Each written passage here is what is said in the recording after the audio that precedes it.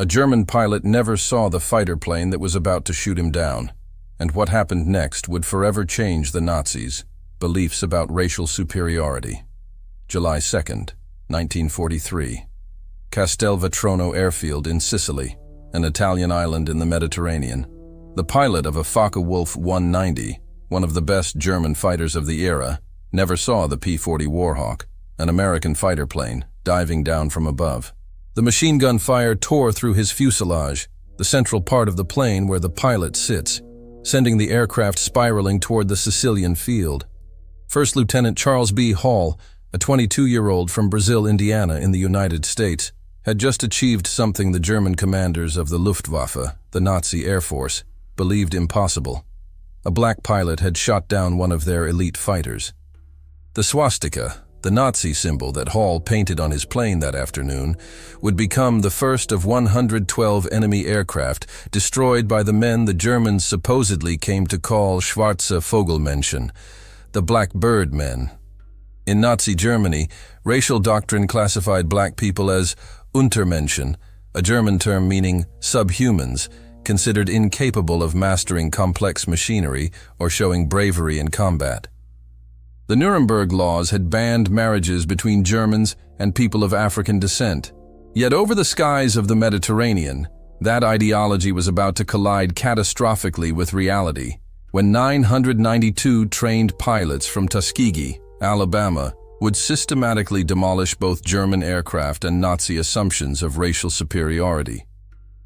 What the Luftwaffe pilots didn't know as they climbed to intercept American bombers in 1943 was that they were about to face some of the most rigorously trained and highly motivated fighter pilots in the entire United States Army Air Forces, men who had overcome obstacles their white peers never faced, who had trained harder and longer than standard pilots, and who carried into battle not only the weight of national duty, but also the burden of proving the worth of an entire race.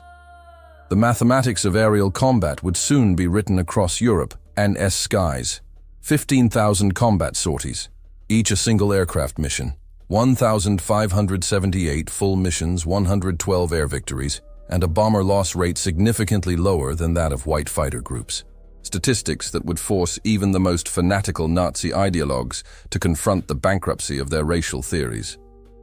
The journey to that first aerial victory hadn't begun in combat, but in the hostile climate of American segregation. In 1925, the U.S. Army War College had published a report titled Employment of the Negro Manpower in War, concluding that compared with the white man, the Negro was admittedly of inferior mentality and inherently weak in character. The official military assessment claimed that black soldiers lacked the intelligence for technical roles and the courage for combat leadership. Yet even as military leaders clung to these prejudices, a small group of black Americans was already proving them wrong. Eugene Bullard had flown for France in World War I because the United States would not allow him to serve. Bessie Coleman had earned her Pilot S license in France in 1921, when no American flight school would accept her.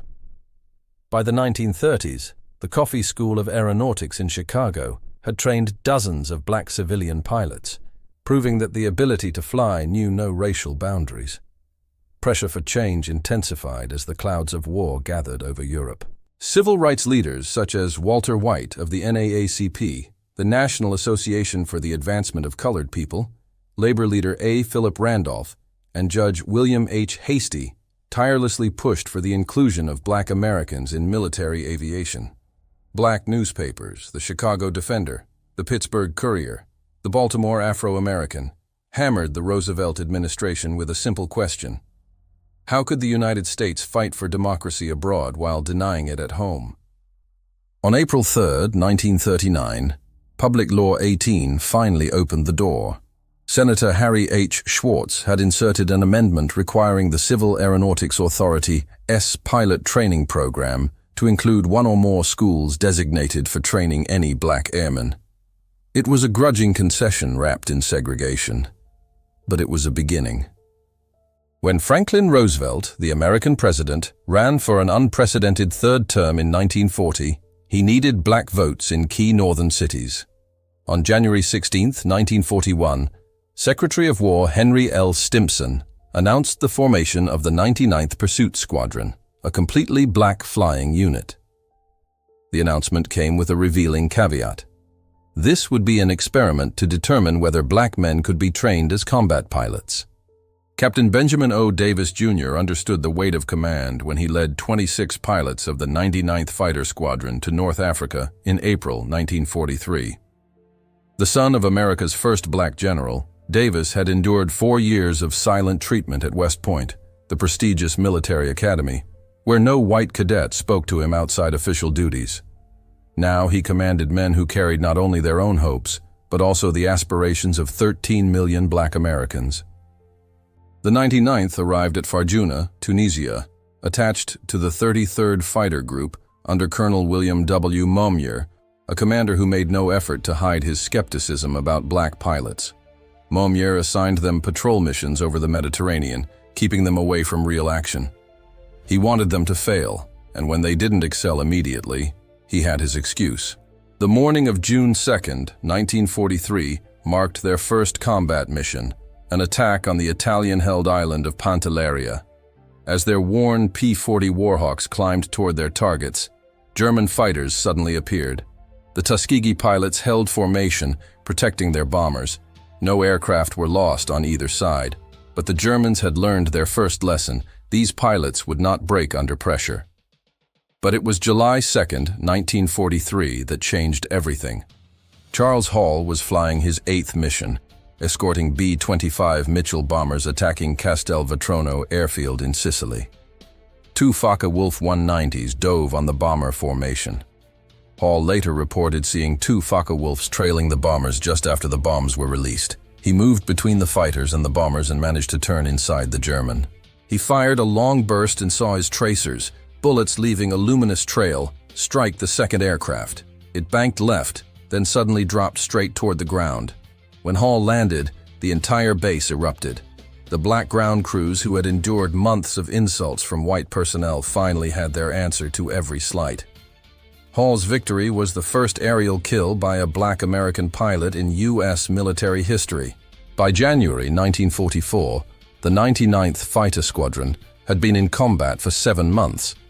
But Colonel Momyer had submitted a devastating report, claiming they lacked aggressiveness and recommending their withdrawal from combat. The report reached General Henry Hap Arnold, who was preparing to shut down the experiment. Then came Anzio. On January 27, 1944, the Luftwaffe launched massive attacks on Allied forces at the Anzio beachhead, a coastal zone in Italy where the Allies had landed. 15 pilots from the 99th, flying outdated P-40s, faced superior Focke-Wulf 190s over the battlefield. What followed would silence the critics forever. The 99th shot down multiple enemy aircraft. Sources vary between 8 and 13 kills over 2 days. Captain Charles Hall claimed 2 more victories, bringing his total to 3. In just 48 hours, flying inferior equipment, they had destroyed more enemy planes than in their previous 7 months of combat. The War Department launched a study comparing the 99th to other P-40 squadrons and concluded that they were performing just as well as white units. The success at Anzio proved that black pilots could excel in combat when given the opportunity. In May 1944, the 332nd Fighter Group, combining the 99th, 100th, 301st, and 302nd Squadrons, received orders that would transform them from outsiders into legends. They would join the 15th Air Force as bomber escorts, flying long and dangerous missions deep into Nazi Germany. Colonel Benjamin Davis gathered his pilots at Ramitelli Airfield on Italy's Adriatic coast. He told them they couldn't afford to lose bombers. Their job wasn't to be aces, but to bring those bombers home. That directive would define their combat philosophy. Stay with the bombers no matter what. In June 1944, General Nathan Twining ordered a systematic marking system for fighter groups. Each would receive distinctive colors for instant identification. The 332nd was assigned red, not just red noses or bands, but entire crimson-painted tails. The P-51 Mustangs, advanced American fighter planes with red tails, red propellers, and red nose bands, became instantly recognizable. The first bomber crews to be escorted by the Red Tails didn't know their protectors were black. They only knew these fighters stayed close, never abandoning them for easy kills. Word spread through the bomber groups. Request the Red Tails if you can get them. July 18, 1944 would test the Red Tails like never before. Colonel Davis led 66 Mustangs to rendezvous with bombers attacking the Luftwaffe base at Memmingen, Germany. The bombers arrived late. Davis made a crucial decision to orbit over enemy territory rather than return to base. When the bombers finally appeared, so did the Luftwaffe, about 100 German fighters attacking from multiple directions. The Germans had learned that overwhelming numbers could break the Red Tails' protective screen. Despite fierce defense by the 332nd, which claimed between 11 and 12 victories, 15 B-17s, heavy American bombers, fell to enemy fighters in 20 minutes of brutal combat. The 332nd lost 3 pilots, Lieutenants Robert Hutton, Wellington Irving, and Alfred Brown. Critics claimed the heavy bomber losses proved black pilots couldn't handle large battles. But operational analysis revealed the truth. The 332nd had arrived in an impossible situation, with massive German forces already attacking the bombers. They had prevented a total disaster. By March 1945, conventional Luftwaffe fighters could barely challenge Allied air supremacy. But Germany had one last card, the Messerschmitt Me-262, the world's first operational jet fighter. With a top speed of 860 kilometers per hour, it could outrun any propeller-driven plane.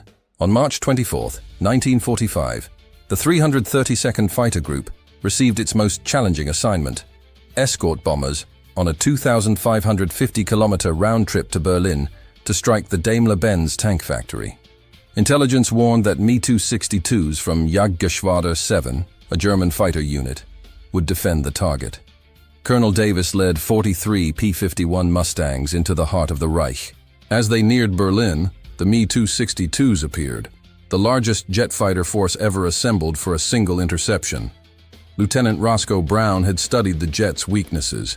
He explained that they knew the German jets were faster, so instead of chasing them directly, they would break away and then turn into their blind spots. Brown shot down a Me-262, reporting that he climbed toward it at a 15-degree angle and fired 3 long bursts from 600 meters. Almost immediately, the German pilot bailed out at about 7,500 meters. Lieutenant Earl Lane accomplished what many thought impossible, shooting down an Me-262 with a deflection shot from 1,800 meters using the new K-14 computing gun sight. Lieutenant Charles Brantley claimed the third jet victory that day. The destruction of 3 Me-262s in a single engagement represented more jets than most fighter groups would destroy throughout the entire war. The Red Tails had just surpassed all previous American kills of Me-262s in one afternoon. The 332nd Fighter Group received a Distinguished Unit Citation for that mission. Not every encounter between Tuskegee Airmen and Germans ended in victory. 32 pilots became prisoners of war, and their experiences revealed complex interactions between Nazi ideology and military reality. Lieutenant Alexander Jefferson was shot down on August 12, 1944, during his 19th mission. His P-51 was hit by anti-aircraft fire over southern France while attacking radar installations. During his interrogation, the German officer had extensive intelligence about the 332nd Fighter Group. Jefferson recalled that the interrogator knew about Ramitelli Airfield, their squadron commanders, even details about his parents' home in Detroit, his father's job as a teacher, and his mother's maiden name. Their intelligence was terrifyingly thorough. Inside Stalag Luft III, a German prisoner of war camp for airmen, Jefferson found himself treated like any other American officer. White prisoners from bomber crews often approached him with gratitude for the Red Tail protection. These interactions, impossible in segregated America, happened naturally inside German prison camps. When the war ended and Jefferson returned to the United States, he was immediately segregated at the port of entry.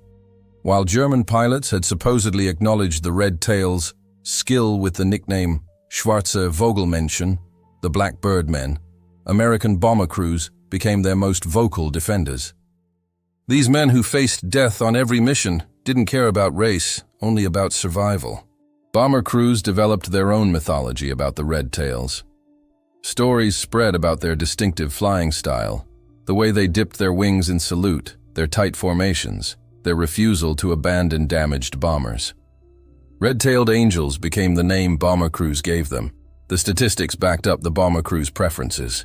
Research by Air Force historian Dr. Daniel Hallman revealed that bombers escorted by the 332nd Fighter Group lost only 27 aircraft to enemy fighters compared to an average of 46 for other P-51 groups in the 15th Air Force. This superior protection rate came despite the fact that the Red Tails flew some of the longest and most dangerous missions of the war. By the war's end, the Tuskegee Airmen had compiled a combat record that demolished every pre-war assumption about black military capability. Combat operations: 1,578 combat missions flown, more than 15,000 individual sorties completed, 179 bomber escort missions, 311 missions for the 15th Air Force. Enemy aircraft destroyed: 112 destroyed in aerial combat, 150 destroyed on the ground. 3 Me-262 jet fighters shot down on March 24, 1945. Ground targets destroyed: 950 railway cars, trucks, and motor vehicles, 254 locomotives. The TA-22, formerly the Italian destroyer Giuseppe Missori, damaged beyond repair on June 25, 1944.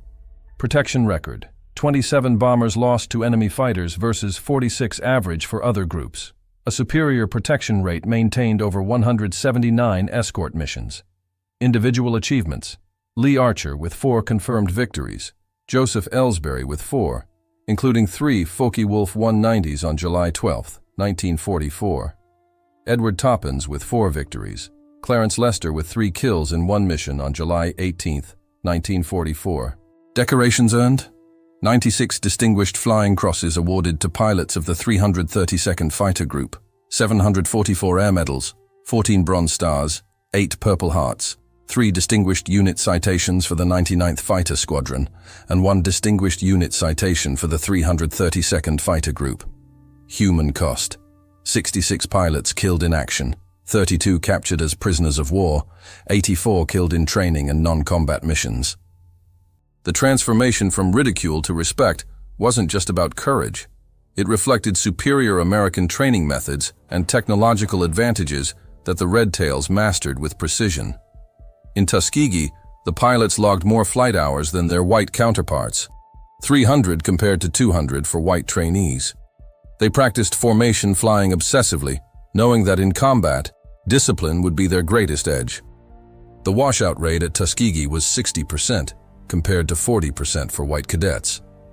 Only the best survived the program, creating what Colonel Noel Parrish, Tuskegee's commanding officer, called a super-selected group. Their progression through aircraft types told its own story. The 99th began with second-hand P-40 Warhawks, already obsolete when they reached North Africa. These Allison liquid-cooled engine fighters were inferior to the German Messerschmitt Bf-109s and Focke-Wulf 190s in nearly every performance metric. Yet the Tuskegee pilots used the P-40A's superior turning ability and rugged construction to hold their own. The arrival of the P-51 Mustang in July 1944 transformed the Red Tails into equals of any fighter unit in the war. The North American P-51D Mustang represented the pinnacle of American industrial perfection. Its Packard-built Merlin engine gave it a top speed of 700 kilometers per hour. Its 6 50-caliber machine guns could destroy any enemy aircraft. More importantly, its range, over 2,550 kilometers with drop tanks, allowed it to escort bombers anywhere in the Reich. Behind every pilot who shot down a German plane stood dozens of support personnel, mechanics, armorers, and crew chiefs, who kept the Red Tails flying. Of the roughly 16,000 Tuskegee airmen who served, fewer than 1,000 were pilots. The rest were the unsung heroes who made victory possible. Ground crews worked miracles with limited resources. Ramitelli Airfield in Italy was primitive compared to other American bases. Spare parts were scarce, with the 332nd often last in line for supplies. Yet their aircraft readiness rate, the percentage of planes ready for combat, matched or exceeded that of white units. These ground crews also faced combat. German attacks on Ramitelli were rare but deadly. On March 24, 1944, a German bombing killed several members of the support staff. The men kept working through the raid, pushing aircraft away from burning fuel depots. The strategic bombing campaign over Europe became the ultimate proving ground for the Tuskegee Airmen. Each B-17 Flying Fortress, a heavy bomber, cost $238,000 and carried 10 highly trained crew members. The loss of a single bomber represented a strategic setback that rippled through the entire war effort. That was why bomber protection mattered more than air victories. Colonel Davis understood this when he ordered his pilots to resist the temptation to chase German fighters. He said that anyone can shoot down an enemy if they abandon their post, but it takes discipline to stay with the bombers when the enemy is fleeing. The Red Tails escort tactics evolved through experience. They developed a three-layered defense: close escort weaving directly over the bombers, mid-level escort positioned to intercept incoming fighters, and high escort watching for diving attacks. This system required precise coordination and absolute discipline. The Tuskegee Airmen fought two wars simultaneously, against fascism abroad and racism at home. Their combat record challenged both Nazi racial ideology and American segregation, proving that excellence in aerial warfare transcended racial categorization. While the Tuskegee Airmen battled Germans overseas, they fought prejudice at home. Their victories over the Luftwaffe made headlines in black newspapers, but were often minimized or ignored by the mainstream press. The Pittsburgh Courier SWV campaign, Victory Over Fascism Abroad and Racism at Home, used the Tuskegee Airmen as its central example. The contrast with German awareness was striking. By 1945, the Luftwaffe reportedly knew exactly who flew the red-tailed Mustangs, calling them Schwarze Vogelmenschen. Meanwhile, many white Americans didn't even know black pilots existed. This ignorance was deliberate. The War Department rarely publicized the Tuskegee Airmen's success. Victory in Europe brought no celebration but uncertainty for the Tuskegee Airmen. While white units prepared for victory parades, the 332nd faced questions about its future. The Army Air Forces planned to maintain segregation despite the combat evidence of its absurdity. For decades after World War II, the achievements of the Tuskegee Airmen remained largely unknown to mainstream America. Individual pilots struggled with this erasure. Lee Archer, with his 4 victories, worked as an executive, but rarely spoke about his wartime record. "No one believed me anyway," he said. "A black fighter pilot must be lying." In 1948, President Harry Truman signed Executive Order 9981, integrating the U.S. military, a decision influenced by the Tuskegee Airmen's combat performance. Benjamin Davis, who had led the Red Tails over Berlin, became the first black general in the U.S. Air Force in 1954. Recognition came slowly. In 2007, President George W. Bush awarded the Congressional Gold Medal to the Tuskegee Airmen. Only 300 of the original pilots were still alive to attend. Many had waited more than 60 years for national recognition. The transformation from ridicule to respect was not mythology, but documented fact. The numbers remain irrefutable. 112 aerial victories against the Luftwaffe, 3 Mi-262 jet fighters destroyed in a single mission, 150 enemy aircraft destroyed on the ground, 27 bombers lost versus an average of 46 for other groups, 96 distinguished flying crosses earned by pilots of the 332nd Fighter Group. The supposed nickname Schwarze Vogelmenschen proved that prejudice collapses when confronted with undeniable capability. Every German fighter shot down, every bomber protected, every mission completed added evidence to an irrefutable case. The color of a pilot's skin had nothing to do with his ability to fly and fight. Roscoe Brown, who shot down a German jet over Berlin, summarized their achievement. "We didn't just fight the Germans, We fought ignorance, prejudice, and hatred, and we won all 3 battles. The Tuskegee Airmen hadn't just won battles, they had changed history. They fought 3 wars at once and won them all, defeating the Luftwaffe in combat, defying Nazi racial ideology through performance, and ultimately helping to dismantle American segregation through undeniable excellence.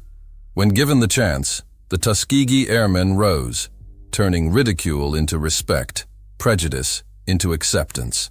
And most extraordinary of all, even amid the most brutal conflict, they proved that courage, honor, and humanity can rise above any difference, leaving a legacy that the true enemy was never the pilot on the other side, but the ignorance that divides us.